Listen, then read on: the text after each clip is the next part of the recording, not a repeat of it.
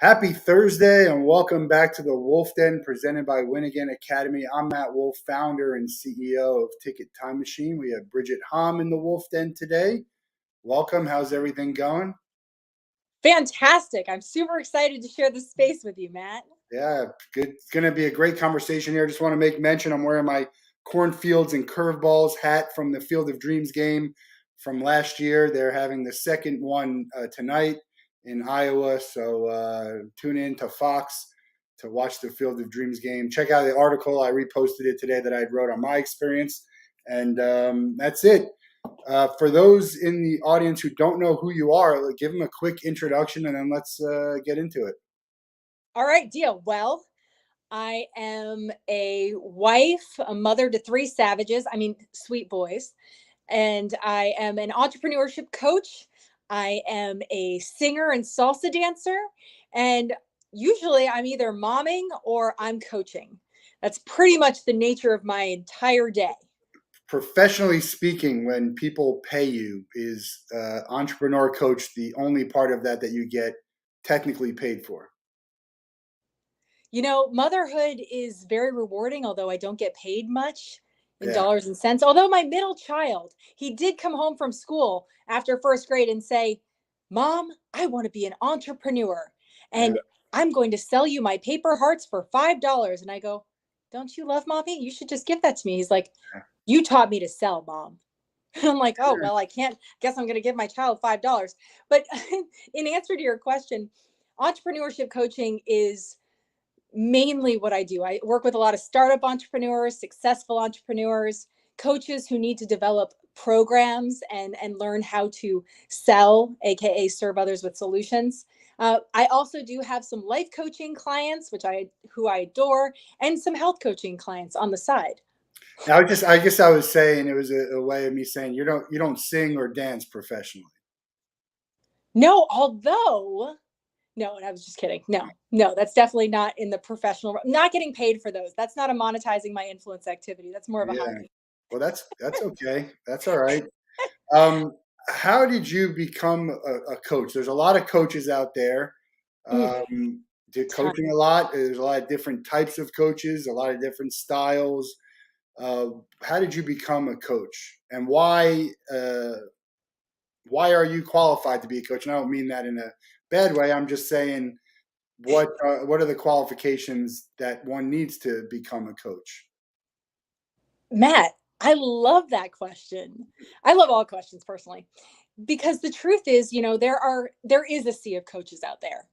There is an overwhelming amount of mentors, of coaches who can probably help you with absolutely anything.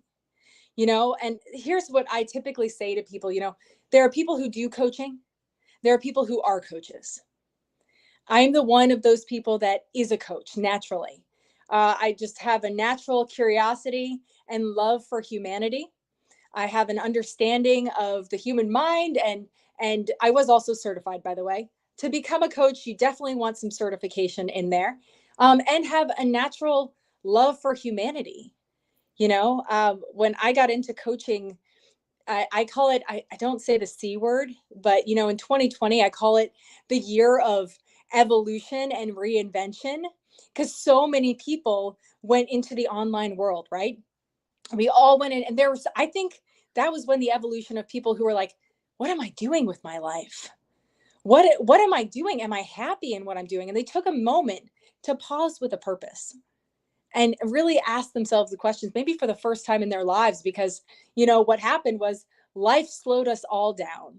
Life on life's terms, these circumstances, the environment slowed us all down to really ask ourselves this question: are we happy with what we're doing? And so there was a sea of coaches, and that's when I launched into the Zoom world. Because can I get real with you for a sec, Matt? I hope all of my guests are real with me for all seconds. Otherwise, what are we doing this for? Right. So the truth is, when in 2020, in March 2020, I got this random invite, and it was called a Zoom link, and I had no idea what that freaking meant. What's a Zoom link? What's a business networking? And it was out of the blue, and I was at home with my three kids and trying to figure out what was next, because, to be quite honest, there was no income coming in. I was in the seniors industry. I had a placement agency. And at that time, no one would go near seniors to make sure that they were safe. And so I had to figure out, what am I going to do? Do I become an Instacart shopper? Or do I launch Bridge to Freedom coaching in the online world, which I had no experience in whatsoever?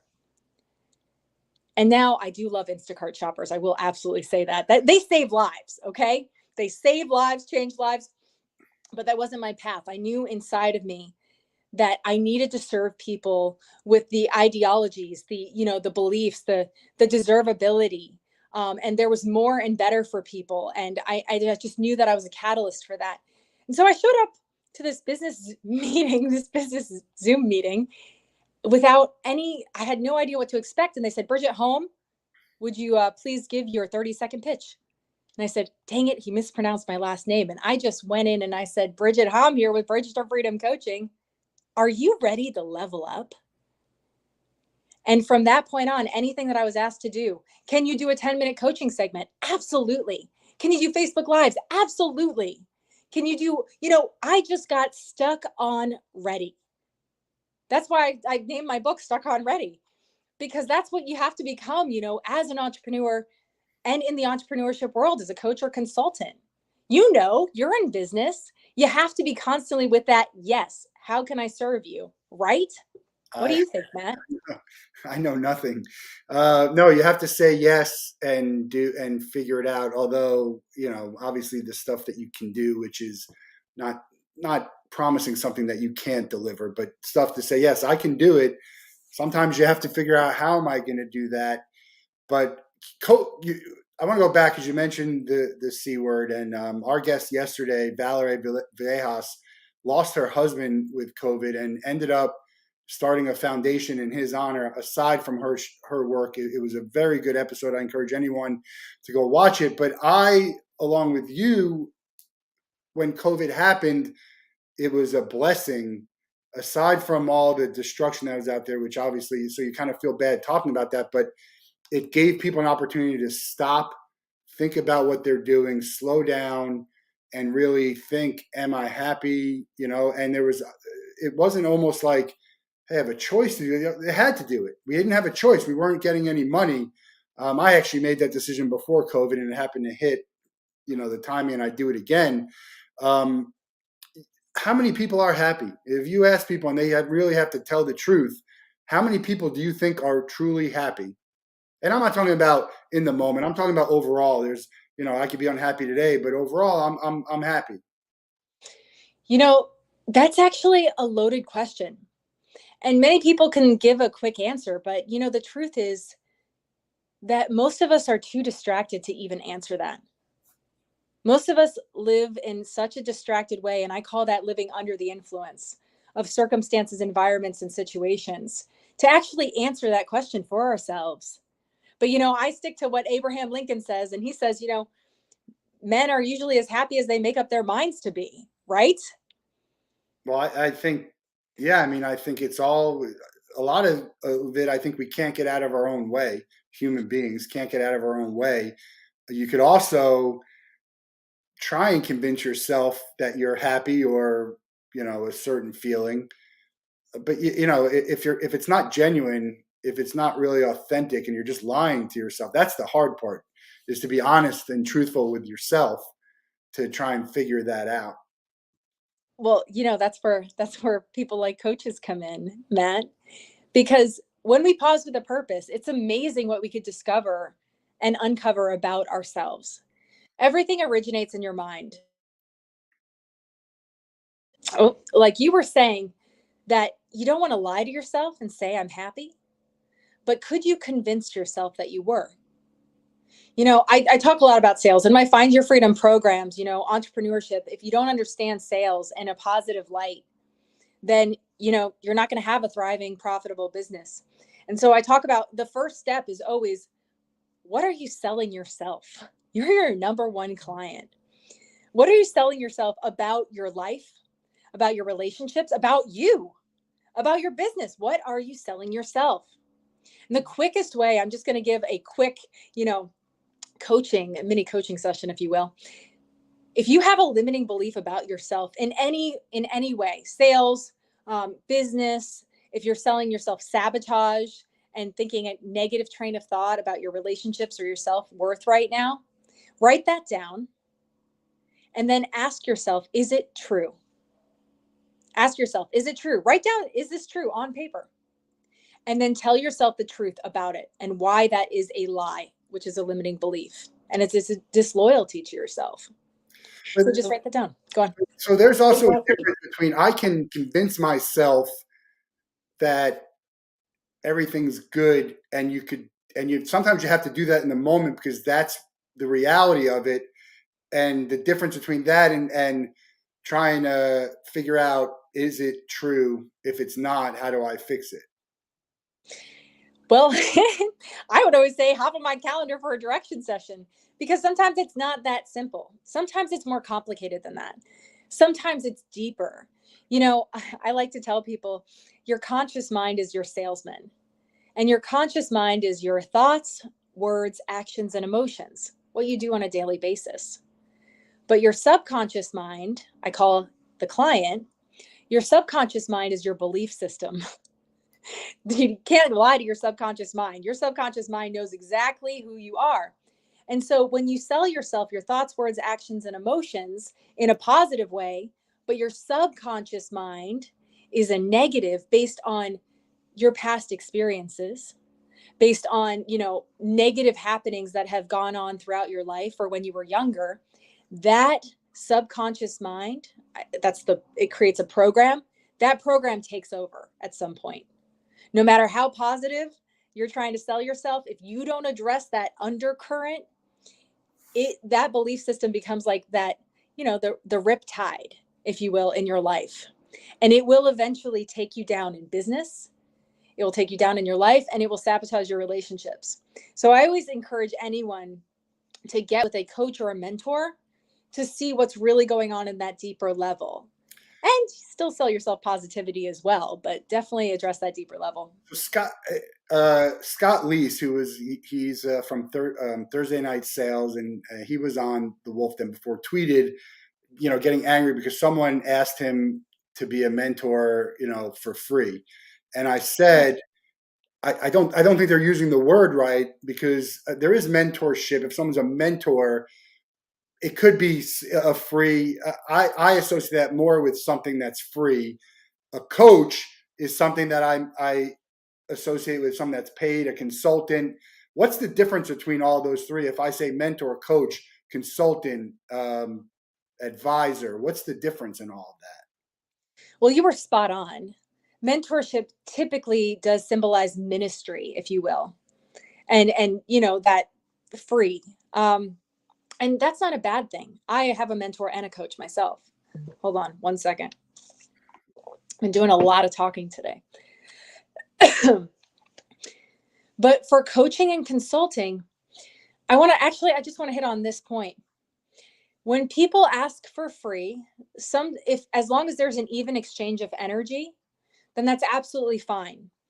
Everything within us wants an even exchange. And so have you ever had a conversation with someone and you're like, man, you gave me so much. I feel like there's an uneven exchange here. Like you just gave me so much value. I feel like it's an uneven exchange. The truth is, when I talk to coaches or consultants pricing themselves out for their programs, etc., I say, number one, it's important to monetize your influence for two reasons. Your clients will feel uncomfortable if you're giving them something and they're just taking. There needs to be that even exchange of giving and receiving. People naturally want that. Most people want that. And it comes down to your deservability. And we could talk about that in a second. But everyone wants that even exchange of energy. And especially in the business world, if you're doing something that's not an even exchange, you're not going to book clients. You're not going to have referral partners. You're not going to have a high deservability of yourself and your skill set. And ultimately, that person who may be getting your content or your program for free from you one-on-one, they're not going to retain that information because they're not invested. They're not invested mentally. They're not invested emotionally. Money is a form of energy. And so there must be that even exchange of energy. It's not just about the dollar signs. It's not just about making millions. It's about even exchange of energy and making each party feel good about it. Monetizing your influence as a coach and the consultant, and the prospect feeling like, man, I just invested in myself. Yeah, we'll talk, and we'll talk. We're going to talk about networking. That's actually how I had initially met you. I have people that I have uneven exchanges all the time, and some of it's just because I can give value to them that they can't give value to me. They can give value to me, and I can't give to them. So, I I think, and I'm not talking about in a coaching kind of way. It's maybe a mentor. I would consider maybe those people my mentors and not my coaches. Uh, what's the difference between a coach and a consultant? The coach is kind of, because when I say a coach, Mm-hmm. I think about, I'm looking at athletes on a field and I'm coaching them and sort of telling them what to do, right? Not doing it for them, but sort of telling them what to do. It's a little bit different in the sense of athletes can, you can tell them, hey, go do this play. When you're coaching someone as a business owner, is it just more like, tell me explain the difference between the coach and consultant, like, hey, this is what you should be doing, or hey, I'm going to help you create this. Well, the truth is, there's not much difference. I played sports for a long time, and having three boys, I think I play sports on a regular basis. I wake up in the morning and I'm like, okay, offense or defense. And I hear screaming. I'm like, great, I'm going on the offense. Like, you just, but life is a sport. I say game on all the time to people. I'm like, game on, go action oriented.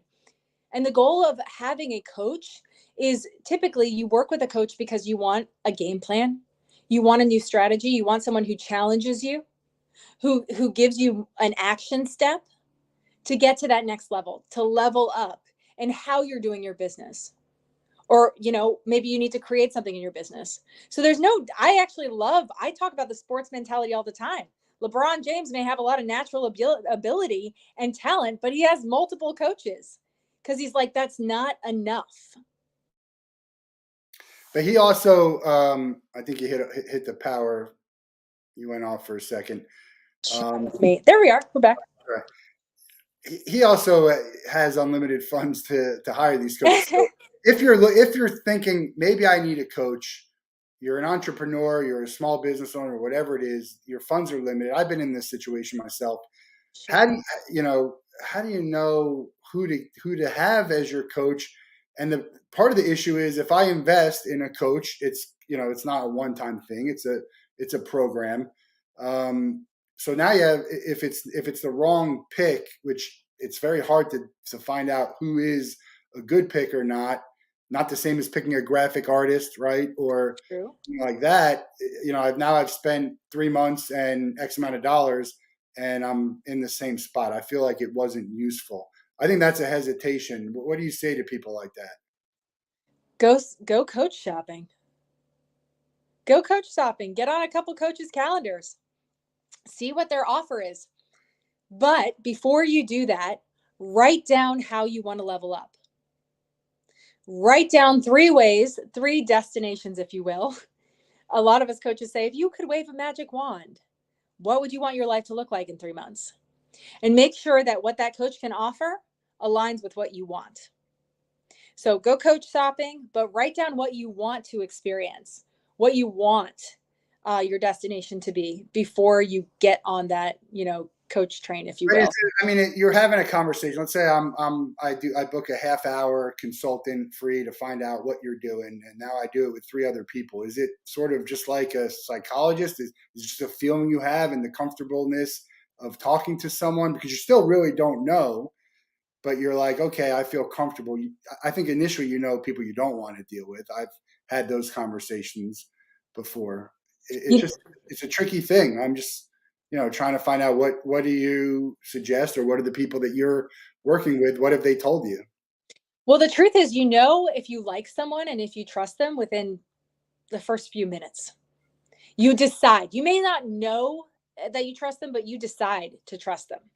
I You kind know, of every everyone until they prove that they can't be trusted. So they throw that word around a lot. I mean, I trust them, but I don't trust them with my life. I don't trust them with my social security number. So there's no, so I many wouldn't either. levels of trust. You all right, let's just go with liking. You know, and I'm just going to use personal examples. The people who get on my calendar, they've seen my branding, or it's usually a personal referral. And they've heard someone say like, "Oh, you should talk to Bridget. She can help you gain direction in this scenario." And then honestly, it's just about figuring out listening well. And if I hear, I'm listening for keywords as a coach. I'm just telling you what's going on inside my head. I'm listening for keywords that you're saying. Maybe it's you know, startup entrepreneurship. Maybe I speak into addiction. Maybe it's inspiration, burnout, what else, gosh, there's so many, sales, I don't know how to communicate my message, etc. I'm listening for keywords for people to mention, and typically I'll say, okay, write down 3 things that you'd like a solution for. Are you problem aware and solution seeking? And if I could speak into that solution, I just say I can absolutely help you with that. You know, it's that simple, Matt. And then I say, you know, is this something that you want? Is a partnership like this, based on what you said you're struggling with, and I have a solution for, is this something that you want? Do you want to do the partner with the 90-day Find Your Freedom program, or the 8-week self-paced program and group coaching? That's what I do. It's not about it's not about this idea of selling someone on a coach or coaching program. It's about making sure your solution serves their needs right now. And you can figure that out within 30 minutes. I've never found anyone who, oops, I went into LinkedIn for a second. I've never had a call with anyone where I wasn't completely convinced that I could help them, or I would send them to somebody else. But typically, if someone gets on my calendar, there's usually a solution that I can serve them with. But there have been times where I'm like, we're not in alignment. Let me send you to this coach or this consultant, or this person will absolutely help you with this problem. That's What how were I do you doing before you were coaching? it. So I was a campus minister. I went to Notre Dame for my master's in Catholic theology. I did some entrepreneurship stuff and journalism stuff as well. I was a legal news reporter, and I was a stay-at-home mom, aka domestic engineer, for about a decade. And I briefly worked at Starbucks in college. I love that job. Yeah. Seriously awesome. But that's my background, and a placement agency. So I helped people find the right assisted living or memory care facility for them, and I will do that for friends and family and referrals still. But coaching is my full-time thing for absolutely everyone. Yeah, it's all good, all good serving. You know, it's all about it's about serving, and that was sort of the topic of my show yesterday. And I was just we're about to cut some old episodes, and John O'Leary, who if you don't know who he is, you should watch his episode or watch Jack and the Kid if you Google Jack and the Kid. But he had some great snippets about serving. We're gonna have you read the book The Go Giver? Oh, yeah, absolutely. Oh, Bob Berg is coming on the show soon. We're going to talk about that, and Nice. it's just a remarkable serving is it's great, right? That's what you want. You want to serve. You like to help others. It's great. I think it comes back to you. Sometimes it doesn't. I don't always believe in karma. You know, that's a side. I don't. If you're doing it only because you think it's going to come back to you, I don't know if that's necessarily the best way to Well, do it. I would say still a taking perspective. You know, that's why I tell people the world of business is all about alignment. You don't have to think about, oh, am I a giver or a taker? You can still, like when you said, I add value, I give more value than I receive. You know, there's a component of the world of business where you want to add exponentially more value to someone's life or business, far surpasses your product, message, or service. You know, in coaching, I get to address everything with my programs. But as a business owner who's not coaching, you know, I say coaching is not just for coaches. Go and find an event that you can share with people. Learn a health tip that you can share with people around you. Find a relationship book that you can easily say, hey, you should read this. I like the book Men Are Clams, Women Are Crowbars, personally. Find ways to add value to people in a way that's not only your product message or service, but always, make people aware of what your product message or service is. And I always say, walk through the proverbial door that your prospect, client, or referral partners open for you. Do you want me to, does that make sense? Or do you want me to share on that? No, I get it. I get it. And it makes sense. And, and that's all sort of where the networking comes in. Yes. And there's so many great organizations and people who put together network. And I try and join as many as I can. And everyone wants, the thing for me is, and I touched on this a little bit before with the whole like, know, and trust. I don't, it's interesting, but everyone knows this now, and everyone knows, like, hey, don't just say what you do. And so it's almost like we're tiptoeing around it. At the end of the day, sometimes I need to just go, hey, I need help. Here's what I do. Here's how I can help you. I don't have time to try and get to know you. I'd love to get to know you. We can do it as we go along. But sometimes I don't have time for that. And it goes back to the whole like, know, and trust. Obviously, you have to know someone. I don't have to like everyone that I work with. You probably should in a coaching world. That's a little bit different. It But is. with Amin, I don't have to like everyone that I work with. And again, the trust is interesting. Like, how well do you trust someone? Again, I always trust you until you've proven not to. And even then, I'll give you a second chance. I've given people second, third. I want to, some of it helps me. Maybe there'll be a day when I'm big enough where I can tell them to, not go, tell them to go somewhere else.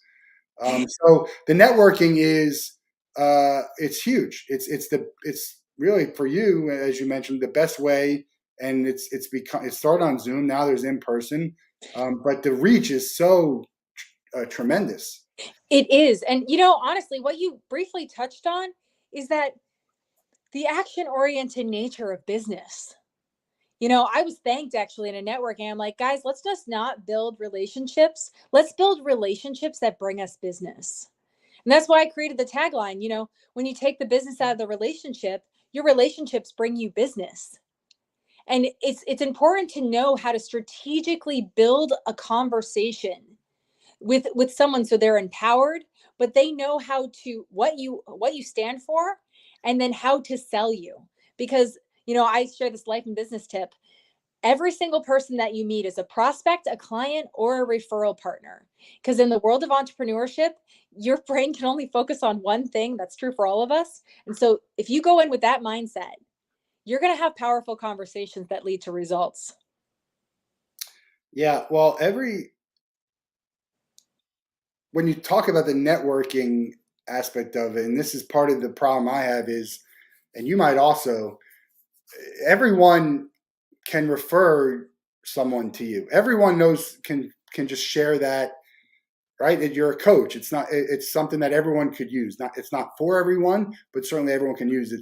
It's almost like when you look at all the realtors and the financial people out there. Like, we all know someone who either does that already, but also someone who probably can use it in somehow. Mm-hmm. And so some people are a little bit hesitant when they're the ones who are going to be sharing your stuff a lot more than you're sharing this. I don't care about that. I want to find the right people who can share my stuff, and I want to find the right people who I can share their stuff. But networking has become difficult in that sense for me sometimes. And I wonder if that's for you too, because again, everyone you talk to could be a client or refer. Absolutely. But if you actually look at how your business is set up, it's the truth for all of us in business. It's just trying to figure out, by listening well, how could I serve you in what you're doing right now? I always ask this question typically when I meet with someone. I say, I'm curious, when you thought about us meeting today, what was your thought? Because I want to honor the intention that you brought to our time together. And once you ask that question, you get people thinking, oh, why did I set up this meeting? It's calling people back into intentionality and presence and trying to get inside their heads as much as possible so you can figure out how you're going to partner together. How are you going to bridge the gap Yeah, between what you do, what they do, and share it with the world at large? I try.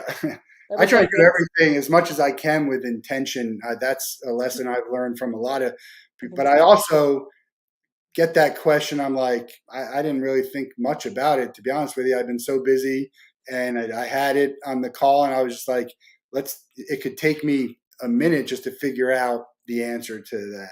Yes. Yeah. Yes. And I've asked that question. I've got some extraordinary answers and some not so extraordinary ones are like, oh, I want to share my product message or service with you. I go, okay, I'm ready to listen. And then when they say, what do you do? I say, what do you think I do? Because Yeah. if I don't know what you're thinking about me, how can I speak into it? Yeah. How can I really tell you what I do without you having a limiting belief or thinking and I'm like, let me tell But you what it actually is. yeah, there's so much gimmicks, sales. I consider myself a unicorn in the sales world, and I like that. even in the I call myself a unicorn disruptor. But Fantastic. I think there's so many gifts with people. I got something the other day where they're like, "Yeah, we're in the similar business," and I'm like, "No, no, we're not. No, we're not. Why do you think that? You don't need to say that to me to get my attention."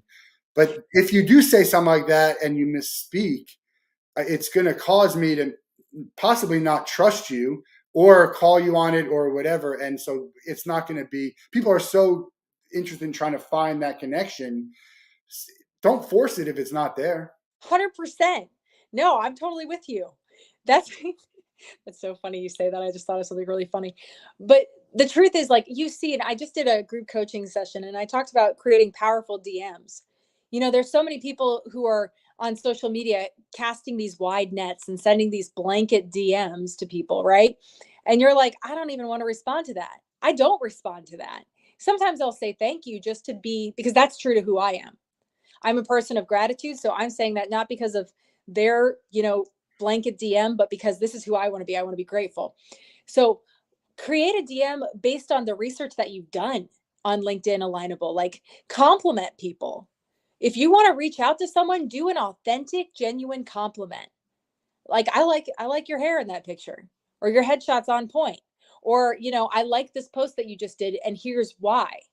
And start that back and forth conversation. And I say, don't give someone a calendar link if you're going to DM people, like cold DM, for three to four interchanges in that one instance. Don't go back and say, carry on the conversation for a week before you provide a calendar link, but Yeah. feel it out. I reply to everyone. 99% of all messages, emails I get lately, if it's just like there's a lot of spam, automated spam. Yeah. If it's automated, then I generally won't respond. But I think there's so many really bad salespeople out there. We have my friend Mackie is now got with a company, IS360, who does sales training. There needs to be a lot of sales training out there on things that you should do, things that you shouldn't do. And I think people are getting taught to do bad things because maybe it could work. There's so many different ways you can sell, but I like to try and teach, people at least how you're going to sell me. I can't tell you how to sell everyone. Tell you what I think would be effective if you're going to communicate with me. And yeah, a lot of people don't uh, they don't take it, but it's unsolicited. So take it but you've sent me an unsolicited email. So I figure I'm entitled to send you some unsolicited advice on the way back. Sure. And the way I see it in sales is pretty neutral. I mean, Salesforce is like what, $1 billion industry. I was reading some statistics the other day, and 13%, I think, who said this? Was it sales team or sales something? 13% of customers believe that salespeople don't understand them and don't understand their needs. And that's pretty intense. Like, and it speaks to what you're saying. Like, you don't know me. You don't know what I want. And I don't even know why we're talking right now. And that becomes a very scary place for a startup entrepreneur.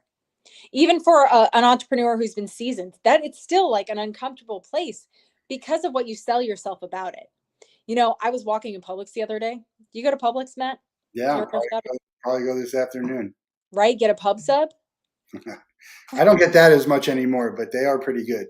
They are, right? So I was walking to Publix the other day, and this gentleman who was walking past me, I had very direct eye contact, and I don't know, it's just what I do. It's probably from coaching all day on Zoom, right? But he looked at me. He's like, "Do I know you?" And I've gotten this more than once. It's not just a one-off. I get this all the time, and in my mind, I'm thinking, well, probably we're both human beings, so I'm sure I know lots of things about you because we're both human. We're having a human experience.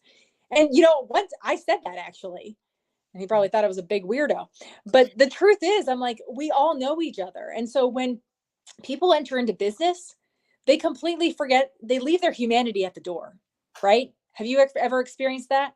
You kidding me? I mean, look at the ghosting that's going on. That's leaving the humanity Yeah. um, at the door, and it's become such a huge issue. You could do a whole nother hour on that. Yes. And it's because when we leave our humanity at the door and start treating each other as just a sale or just a close or just a people are not products, right? We, Or not we as important as the next person. That's the biggest thing for me. Yes. And so I always say, I'm like, empowered people empower people because people are talking hurt people, hurt people. Everyone knows that phrase, right? You heard that phrase? What was it? Hurt people, hurt people. Hurt people hurt people. Yeah. Like people are in pain, hurt people, hurt people. I say, Oh, hurt. empowered people empower people. And so if we make that goal to show up well, I don't care who it is. I'm going to empower the person who's checking me out at Publix or Starbucks. Like I'm going to intentionally focus on creating an empowered interaction with that person no matter what.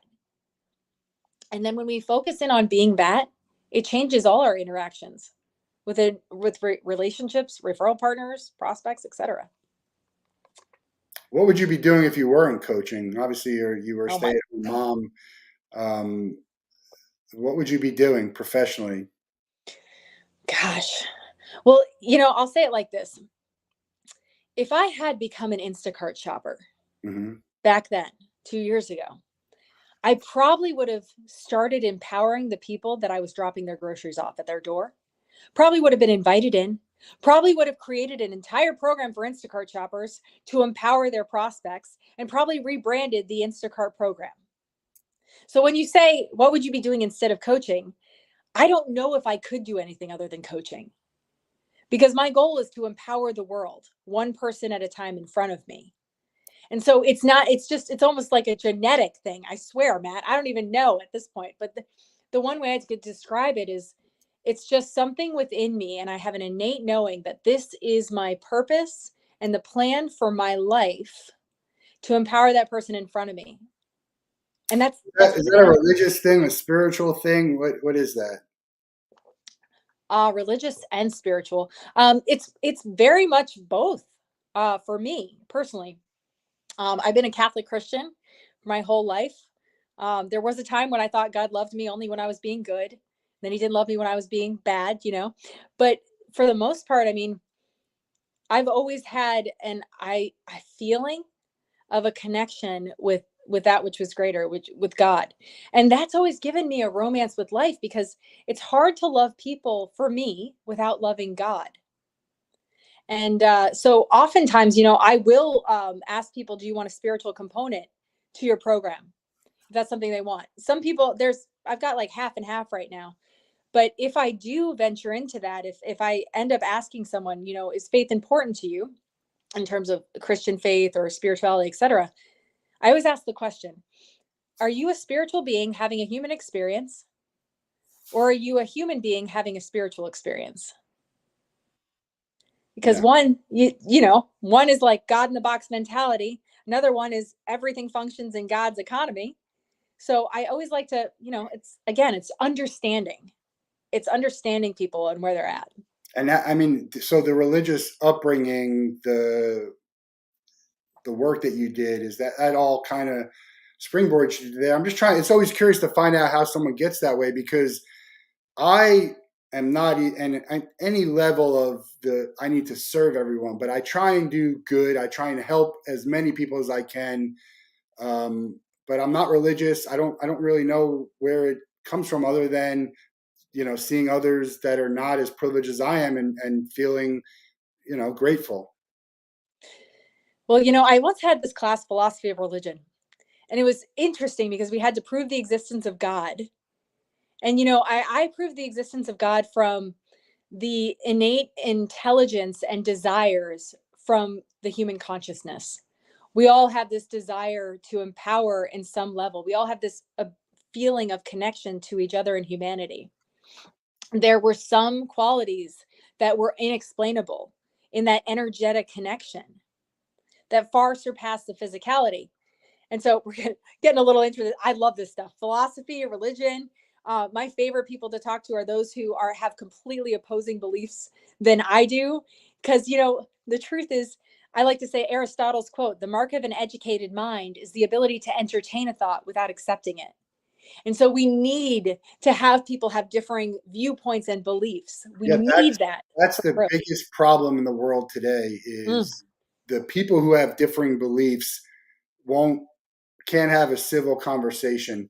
The other problem is, and now the people who have similar beliefs can't have a civil conversation, even though they believe similarly. But there's this little piece of it. A lot of that social media wise, but that's what I think is so important. And I try and have that. Most of the people that join the Wolff Den are people that I'm very like minded with, but I have invited others that I don't agree with, and I hope to have more of those people on to have that conversation. As long as you're not, as long as everything you're saying is not, it's hard to say the truth because some of it's your truth, but some things are black and white. There are some things that just are and are not. And then the agreed. gray area, let's discuss it. I'm not going to argue whether or not the sky is blue or the earth is, if the earth is flat or not. I'm not going to have that conversation. But there's other things that, we could be like, all right, maybe there's a little bit of doubt. Religion is certainly one of them. God, another one. I'm not a religious person. I don't believe in God necessarily all the time, but I certainly believe that there's something going on. How do you prove that? Man, that I would probably fail that class. you know, you bring up a really good point, and this is part of the find your freedom way of thinking, being, and doing in my program. It's much more than just a coaching program. It's a way of life. It is, I always say that all people need a self intention. They need an other intention, like how you want to empower people around you, and then you need a cultural intention. How are you going to transform the world around you? And that sounds cliche, but we need to activate those awarenesses, because right now, most of us are in a box in our awarenesses. That's why we're not able to engage and connect. Because the truth is, like, I can, because I practice intentionality on a daily basis, I practice listening so that I can understand. And religion has contributed, a lot of religion has contributed to a lot of logic. A lot of people have contributed to the chaos and the bad reputation of religion. So I always say, expect humanity to show up as hypocrites always, but for you, expect to show up well and be that light that illuminates people's lives and create that change that we all need and deserve, right? While we're on the topic and you like talking about it, as a religious person, Mm-hmm. how do you feel about the politicians and everyone? It's a lot on Twitter say we need God in this and we need Jesus in this. How does that make you feel? Because to me, it's a ridiculous statement. I don't if I don't believe in any of that, then I don't believe in it. It shouldn't be the way the world is run or governments run, and that's why they have separation of Of church and church state. state. Although religion is a big part of who people are. So as you're legislating, that might be part of what gets you. As you're coaching, as your CEO, right? You lead your company towards that, and that might be what. But to push it and to say this is why I think I'm not a fan of that. You can be religious and practice without saying this is how it should be. I'm curious what you think about that. Well, let's look at the whole scenario. Most people are, when they say God and Jesus, they're displaying their sources of hope. They're displaying their sources of what they think the answer is. That's what they're doing. So they're sharing part of their identity and what they think is best. What I always suggest is always standing. I believe there is objective truth. I also believe there's a separation of church and state. I believe in the Constitution. I believe that we should be able to stand on what founded our country and look at the history. I also believe we have a massive identity crisis right now.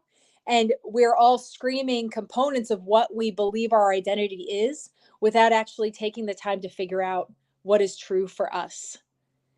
So in this, this chaos and confusion and how our values and traditions have drastically shifted in the past 100 years, we have become more elevated technology wise, right? But we're no longer thinking. We're much more emotionally fueled as a culture. And so when I see people blanketly giving like, this is the solution, this is the one thing that will save us, I don't feel personally attacked if anyone says it in any capacity on the left or the right, etc.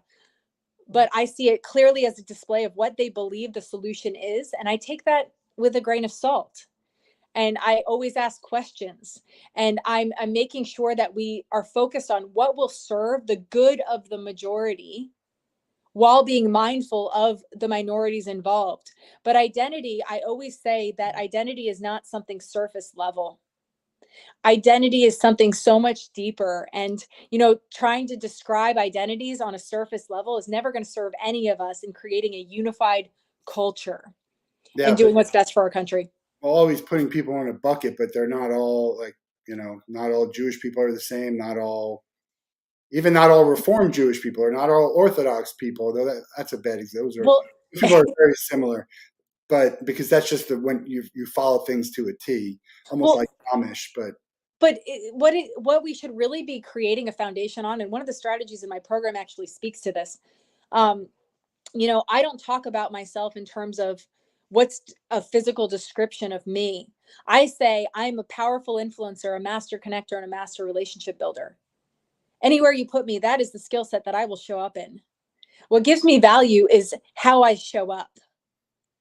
And honestly, I use this in corporate, I use this in sales trainings, I use this to help people to realize like, this is who I am. This is who I am. You, And so in helping people to elevate who they are versus how they describe themselves in maybe a superficial manner, it helps people to figure out who they are and then, help others to do the same. you mentioned a book. Talk about the writing a book. It might only be in your head. I don't even know if that. I think you did say you were actually writing a book. Have you done a TED Talk? What's next for you? You have this program. It's great, right? That's in here already. What's the future? So on top of the 90-day coaching program and the self-paced on demand and the group coaching, I'm doing VIP days for companies to help, activate these strategies that are going to serve them life, business, and relationships wise. The next, I am speaking for Network Lead Exchange and United Franchise Group. They're having a huge corporate event in October. With the book, it's called Stuck on Ready.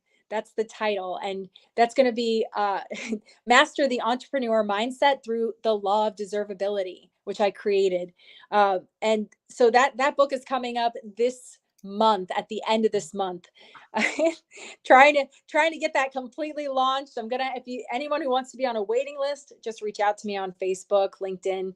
We're real people here, people. We Yeah, want to connect and give people solutions. We're easy to get to. We are.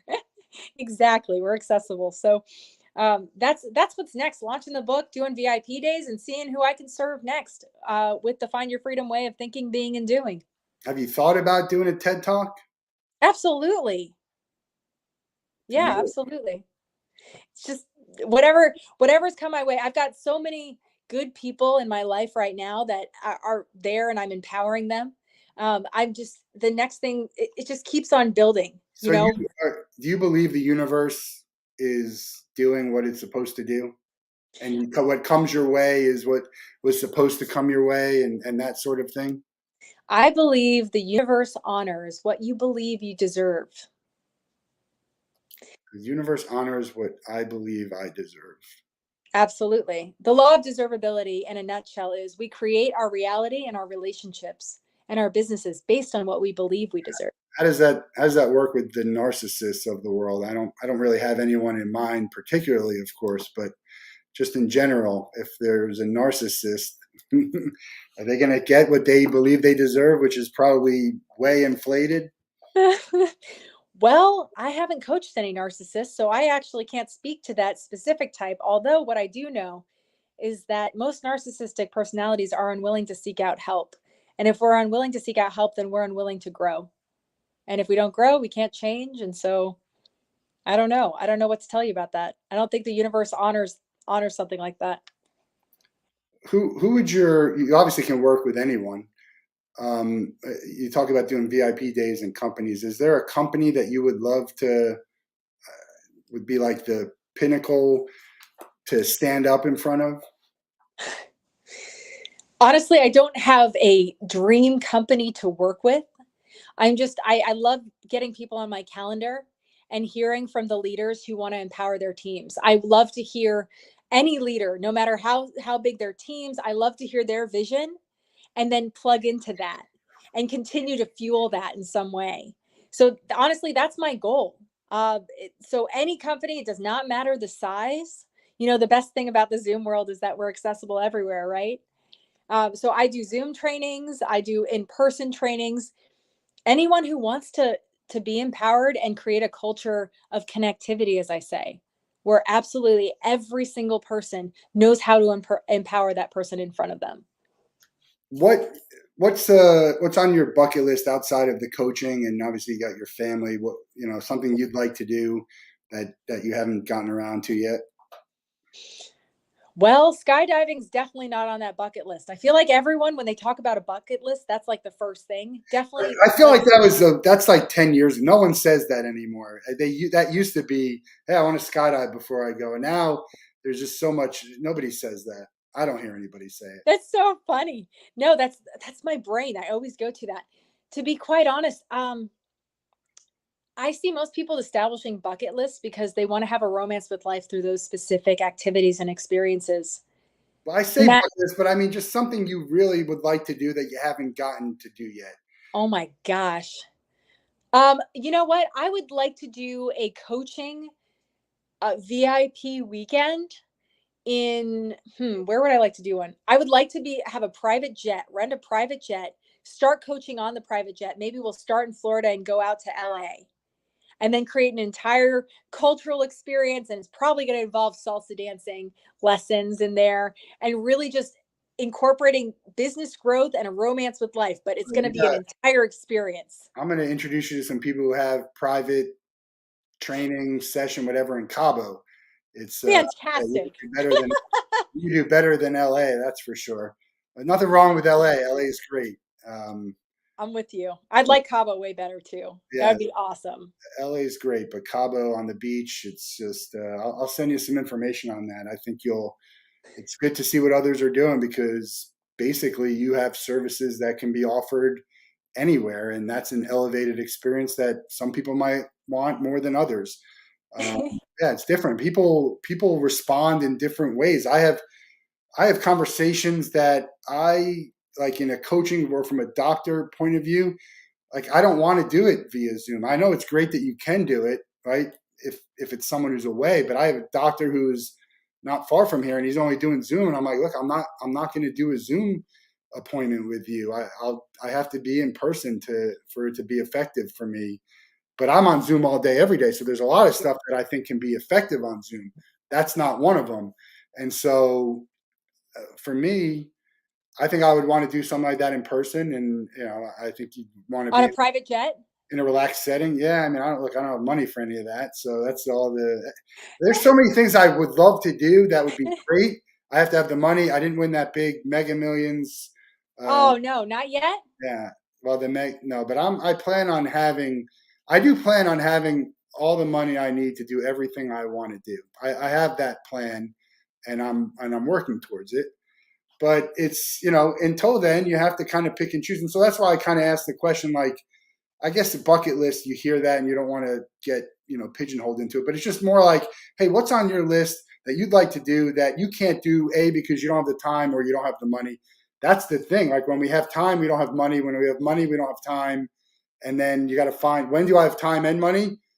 When I'm retired. And at that point, for me, it's too late. But that's how I feel about it. And many of us get caught in that place of, okay, asking yourself, do I not have enough time or money, and going back and forth with those things. Um, that's a whole nother conversation, maybe for another podcast, right, Matt? But, Yeah.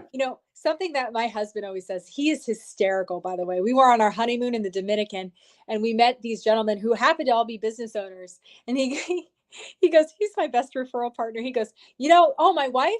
Yes, her name's Bridget Hom. She's the next Tony Robbins. And I go, that they go, oh, awesome, Tony Robbins. And I'm like, yeah, I would love to inspire and empower the world just like he's doing, but in my own find your freedom way. I mean, you can do it I can argue that you can do it in a deeper level because Yes. there's not that many people who really know Tony Robbins. They see him on stage. They're like, who's that guy? Yeah, so it's like I can do, and there's difference between I could watch a motivational thing and then having a session and with the same person and having that conversation. It might lead me to the last question that we let everyone out of the Wolff Den with. You can spend a day with anyone in the world, 24 hours. They have to be alive. You can't be related to them. Who would you choose, and what would you guys do? Oh man, Robbins would be a great thing. Maybe someone for you, but maybe have someone better in mind. I have to choose someone alive. Yeah, they have to be alive because ultimately, when I have all the influence and power and money that I have, I'm going to make it happen for all of my guests. Oh my gosh. Plus, it makes it harder to pick someone. Yeah, thanks for that. Thanks for just like blindsiding me with that. Huh. Well, who would it like I would love to talk to someone who's running for the next political election. I would possibly like to talk to DeSantis, Hmm. because obviously in my backyard in Florida, and I'd like to hear, things are moving fast in our culture right now, and people are making a lot of decisions, and I want to know what our decision makers are going to do and what the plan and the vision is. But I want to hear it first from their lips and what they're Yeah, but planning to do. how would you? The whole problem is how would you know that they're telling the truth? That's the whole problem. Ah, well, sometimes that's a special coaching gift. Yeah. And so, no, you ask you know what? Well, that's great. It's a great. I mean, I don't think anyone's want to talk to DeSantis, but Obama, I think, is number one. We've had plenty of people who want to talk to Trump. Well, Um, yeah. Oh my gosh, I would love to talk to Trump as well. I have a couple of friends who go to Mar-a-Lago, and yeah, a lot of people have gone to Mar-a-Lago lately. right. But I think that would be an absolutely fantastic conversation as well to Pick see if. Trump over DeSantis or DeSantis. Oh, can I have them in the same room? Come Uh, on, Matt, make it happen. I don't think they're going to like each other in a couple months, if you ask me. Oh, let's see what happens. But the truth is, just like you said, the goal is to be able to have a conversation and entertain thoughts without accepting them. Yeah. And that is the power of democracy. That is the power of living in the United States. And that's what's going to keep our country running at the high Yeah, level like that. I'd love to have real conversations with all of them, everyone. I don't know that you would get it, especially if it's recorded on even if he came on this show. I'm not optimistic that I would get an honest and real conversation, but I'd go for it. And That's what it's you got to do. great to have. I've reached out to his team because there was someone. It's a long story. Anyway, I've reached out to his team, and I've reached out to Charlie Chris team, and Nikki Freed's team because there was someone who wanted to come on the show. I was like, look, if I'm going to give airtime to someone, I should offer it to all of them, whether I agree with them or not. It'd be interesting to see what happens. They're both on the list. Right? I'm going to put them both on the list for you. Nice. Thank And we'll you. see what happens. But check out bridgetofreedomcoaching.com. You can get a free directional session, and that is bridgethom.me. Really appreciate your time. I'll be seeing you at some of these networking stuff, and you're down the road, so I'll see you probably before that October event, which I may or may not be involved in or at, or Who knows? I don't know. We're talking. So it was great to chat with you, and I encourage anyone who wants to explore a coach to give Bridget a call and hear what she has to say. Thanks, Matt. And tune in next week. We got more episodes of the Wolff Den. I'm off to Key West tomorrow. What are you? Oh, What's fun? What's the next fun thing in your life? probably to play soccer on the weekend with the boys. It was the first week of school this week. Oh yeah, So crazy. it's all game on. In New Jersey, they don't start till September. So I was like, this starting in the beginning of August makes no sense to me, but Right? that's what they do, right? You can't fight City Hall from what I hear. Nope. All right, have a great night, everyone. Do something good, and we'll see you next week.